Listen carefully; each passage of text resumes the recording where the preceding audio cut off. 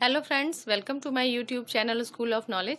आज मैं आपके लिए गणित विषय की पाठ्य योजना लेकर आई हूं और आज का हमारा प्रकरण है घन। आइए देखते हैं कि घन के लिए पाठ्य योजना कैसे तैयार करेंगे। एज यूजुअल सबसे पहले हम लिखेंगे पाठ्य योजना संख्या, फिर लिखेंगे छात्र अध्यापक या छात्र अध्यापिका का नाम, उसके बाद लिखेंगे विद्यालय का नाम जहाँ पे आप ये शिक्षण कार्य करेंगे। ठीक है, उसके बाद हम एक टेबल बनाएंगे जिसके अंतर्गत ये 5 बिंदु होंगे, जिसमें पहला होगा दिनांक। दिनांक वो दिनांक होगा जिस दिन आप ये शिक्षण कार्य करेंगे। दूसरा है कक्षा, तो ये प्रकरण हमारा है कक्षा 7 के लिए। विषय गणित है, चक्र 1 है और अवधि इसकी 40 मिनट होती है। किसी किसी विद्यालय में ये 35 मिनट भी हो सकती है। ठीक है, उसके बाद लिखते हैं प्रकरण। तो प्रकरण है हमारा घन। प्रकरण लिखने के बाद नंबर आता है सामान्य उद्देश्य का। सामान्य उद्देश्य जो होता है वो गणित विषय से संबंधित होता है। तो आप जो भी उद्देश्य देंगे आप गणित विषय को ध्यान में रखते हुए लिखेंगे। तो हम इसमें 4, 5 से 6 उद्देश्य दे सकते हैं।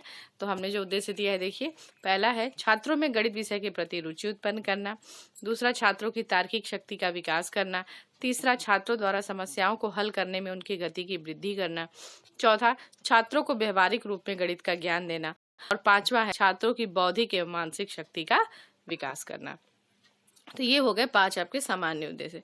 सामान्य उद्देश्य के बाद नंबर आता है विशिष्ट उद्देश्य का। विशिष्ट उद्देश्य जो होता है आपके प्रकरण से संबंधित होता है और 3 तरह के विशिष्ट उद्देश्य दिए जाते हैं। तो पहला विशिष्ट उद्देश्य है ज्ञानात्मक उद्देश्य। उसके अंतर्गत हम लिखते हैं ज्ञानात्मक, जैसा कि नाम से स्पष्ट है कि हमें ज्ञान प्राप्त होगा।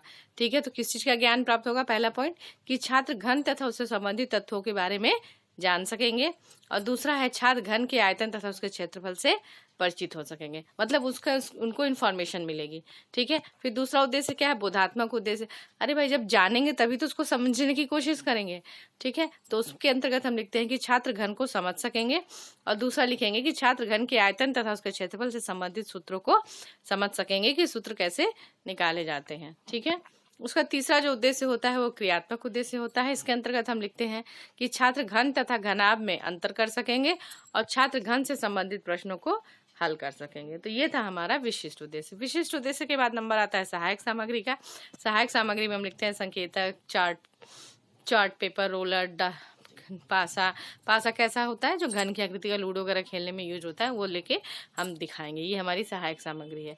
उसका लिखते हैं पूर्व ज्ञान। पूर्व ज्ञान में हम लिखते हैं कि छात्रों को घन के बारे में सामान्य जानकारी है। पूर्व ज्ञान के बाद नंबर आता है प्रस्तावना प्रश्न का। प्रस्तावना प्रश्न में हम प्रकरण निकलवाते हैं। तो प्रकरण निकलवाने के लिए एक टेबल बनाना पड़ता है। अब टेबल में 3 कॉलम होते हैं। पहले कॉलम में लिखते हैं क्रम संख्या, दूसरा होता है छात्र अध्यापक या छात्र अध्यापिका कथन और तीसरा होता है छात्र कथन का। ठीक है, तो शिक्षिका प्रश्न करती है, बच्चों ये बताइए आप लोग कि घर के अंदर बैठकर खेले जाने वाले कुछ खेलों के नाम बताइए जो हम घर में ही बैठ के खेलते हैं। तो बच्चे जवाब देंगे कि आपका शतरंज हो गया, लूडो हो गया, कैरम हो गया, अंताक्षरी हो गया। ये सब जो है गेम हम घर के अंदर बैठ के खेल सकते हैं। ठीक है, तो आपने क्या किया? लूडो उठा लिया कि लूडो के खेल में खेलने की सामग्री क्या क्या होती है। तो बच्चे क्या बता देंगे? लूडो के लिए एक तो लूडो बोर्ड होगा, फिर दूसरा क्या होगा? उस पर गोटी होगी जो चाल चलेगी, और तीसरा है पासा या छक्का जिससे हम अपने नंबर देखेंगे कि हमें कितने छक्के पे कितना नंबर आ रहा है। तो ये 3 चीजें यूज करते हैं। फिर शिक्षिका प्रश्न पूछती है कि पासा या छक्का की लंबाई, चौड़ाई तथा ऊंचाई कैसी होती है। ठीक है, अगर बच्चे को नहीं समझ में आएगा तो चूंकि पासा लेके आई हुई है, डाइस लेके आई है, तो वो दिखाएगी कि देखो इसकी लंबाई, चौड़ाई, ऊंचाई कैसी है। तो बच्चे क्या कहेंगे कि लंबाई, चौड़ाई तथा ऊंचाई तीनों ही बराबर होती है। ठीक है, उसका नेक्स्ट क्वेश्चन पूछेगी कि यदि किसी आकृति की लंबाई, चौड़ाई तथा ऊंचाई तीनों ही बराबर हो तो उसे क्या कहेंगे। तो बच्चे क्या जवाब देंगे कि उसे घन कहेंगे। तो फिर अगला क्वेश्चन, 5वां क्वेश्चन पूछेगी कि घन के विषय में आप और क्या जानते हैं। तो बच्चे क्या अपना अपना संभावित आंसर देंगे, लेकिन क्या होगा? 1 वर्ड आंसर तो होगा नहीं, संभावित आंसर ही आएंगे। तो यहीं पे बच्चों के लिए क्या हो जाएगा? वो समस्यात्मक हो जाएगा। जब समस्यात्मक हो जाएगा तो हमारा प्रकरण निकल गया कि बच्चों को घन के बारे में पढ़ाना है। फिर हम उद्देश्य कथन कहेंगे कि छात्रों, आज हम लोग गणित विषय के अंतर्गत घन के बारे में विस्तृत अध्ययन करेंगे। ठीक है, उसके बाद नंबर आता है पाठ प्रस्तुतिकरण का। प्रस्तुतिकरण करने में इस तरह से 5 कॉलम बनाते हैं। तो पहला कॉलम जो होता है वो होता है क्रम संख्या का, दूसरा होता है शिक्षण बिंदु, तीसरा है छात्र अध्यापिका कथन, चौथा है छात्र कथन और 5वां होता है श्यामपट्ट कार्य का। ठीक है, तो पहला शिक्षण बिंदु है घन तथा घन का आयतन। शिक्षिका प्रश्न करती है घन किसे कहते हैं तथा उसका आयतन कैसे निकालते हैं। बच्चे क्या है? मौन हो जाएंगे, समस्यात्मक हो गया। फिर शिक्षिका क्या करेगी? स्पष्टीकरण देगी। क्या स्पष्टीकरण दे रही है? देखिए, ऐसी आकृति जिसकी लंबाई, चौड़ाई तथा ऊंचाई समान होती है घन कहलाती है। उदाहरण दे दिया कि पासा, घनाकार डिब्बे, चाक का डिब्बा, रूबिक्स आदि जो है ये सब उसके उदाहरण हैं। फिर दूसरा क्वेश्चन क्या था, घन का आयतन, कि घन का आयतन जो है निम्न सूत्र से ज्ञात कर सकते हैं। घन का आयतन बराबर लंबाई गुणे चौड़ाई गुणे ऊंचाई। तो लंबाई को क्या बोलते हैं, लेंथ, चौड़ाई को बोलते हैं ब्रेथ, एंड ऊंचाई को क्या बोलते हैं, हाइट। तो यानी कि L into B into H, या फिर ये कह दिया कि इसको हम ए क्यूब भी लिख सकते हैं, या जहाँ पे ए बराबर घन की भुजा। ठीक है, तो ये हो गया आपका शिक्षण बिंदु घन के आयतन के बारे में। साथ ही साथ इसको हम क्या करेंगे, श्यामपट्ट पे भी समझा देंगे। घन बना देंगे साइड में, घन बना के दिखा दिया। तीनों भुजाओं को ए से रिप्रेजेंट कर दिया क्योंकि तीनों भुजा बराबर है, घन की भुजा बराबर ए। फिर लंबाई दिखा दिया कि लंबाई, चौड़ाई तथा ऊंचाई तीनों ये है। या फिर इसको हम कह सकते हैं कि L बराबर बी बराबर एच, या घन का आयतन बराबर ए इंटू ए। ठीक है, बीच में मल्टीप्लिकेशन छूटा हुआ है। ठीक है, तो ये क्या हो जाएगा, ए का क्यूब हो जाएगा। ठीक है, उसके बाद हम इससे रिलेटेड बोधात्मक प्रश्न पूछ लेंगे। तो पहला प्रश्न पूछती है शिक्षिका कि बताइए घन की कितनी भुजाएं होती हैं। तो बच्चे क्या बताएंगे कि घन की 3 भुजाएं होती हैं, लंबाई, चौड़ाई तथा ऊंचाई। फिर दूसरा प्रश्न पूछ लिया कि घन के आयतन का सूत्र बताइए। तो बच्चे जवाब दे देंगे कि घन का आयतन बराबर L into B into H, या लंबाई गुणे चौड़ाई गुणे ऊंचाई, या फिर इसको लिख सकते हैं ए इंटू ए, या फिर इसको कहेंगे ए का क्यूब। ठीक है, तो हो गया घन के आयतन का सूत्र।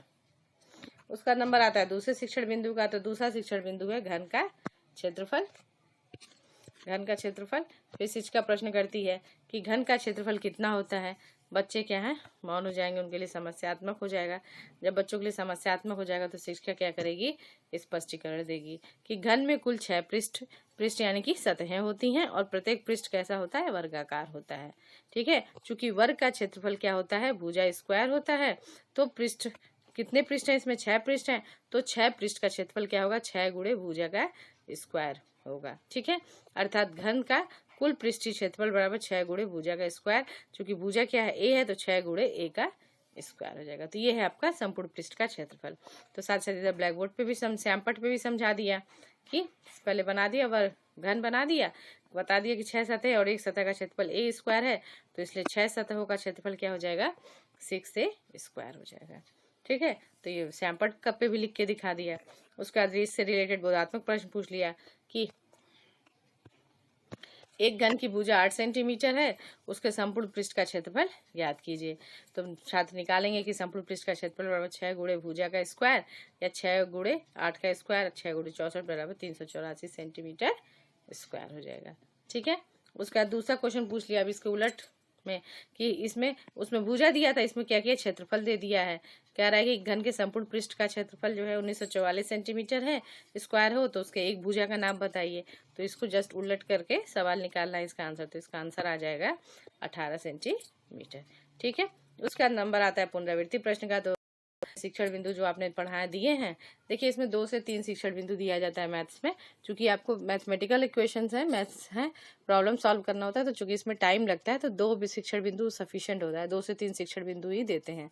ठीक है, उसका नंबर आ गया पुनरावृत्ति प्रश्न का। तो पुनरावृत्ति में हमने 3 प्रश्न पूछ लिए कि घन को परिभाषित कीजिए, घन के आयतन का सूत्र बताइए, और घन के संपूर्ण पृष्ठ के क्षेत्रफल का सूत्र बताइए। ठीक है, तो ये 3 क्वेश्चन हमने पूछ लिया। उसका नंबर आता है श्यामपट्ट सारांश का। तो श्यामपट्ट सारांश में हमने क्या किया, दे दिया कि घन क्या होता है, कि घन क्या है, ऐसी आकृति जिसकी लंबाई, चौड़ाई तथा ऊंचाई समान होती है, घन कहलाती है। डायग्राम बना के समझा दिया। फिर घन का आयतन बता दिया कि L into B into H, और माना का घन की भुजा ए है, तो क्या हो जाएगा, ए का क्यूब हो जाएगा। और उसी तरह से घन का संपूर्ण पृष्ठ का क्षेत्रफल भी निकाल के दिखा दिया, कितना होता है, 6a स्क्वायर होता है। ठीक है, उसका नंबर आता है गृह कार्य का। तो गृह कार्य में एक क्वेश्चन दे दिया कि एक घन की भुजा 5 सेंटीमीटर है, तो इसका आयतन तथा संपूर्ण पृष्ठ का क्षेत्रफल ज्ञात करके लाना है। ठीक है, तो ये हो गया गृह का। फ्रेंड्स, ये थी हमारी आज की पाठ्य योजना घन के ऊपर। आपको मेरी पाठ्य योजना कैसी लगी कमेंट करके जरूर बताइएगा। नेक्स्ट वीडियो में आपसे फिर मिलूंगी, तब तक के लिए आप अपना ध्यान रखें। Take care, bye.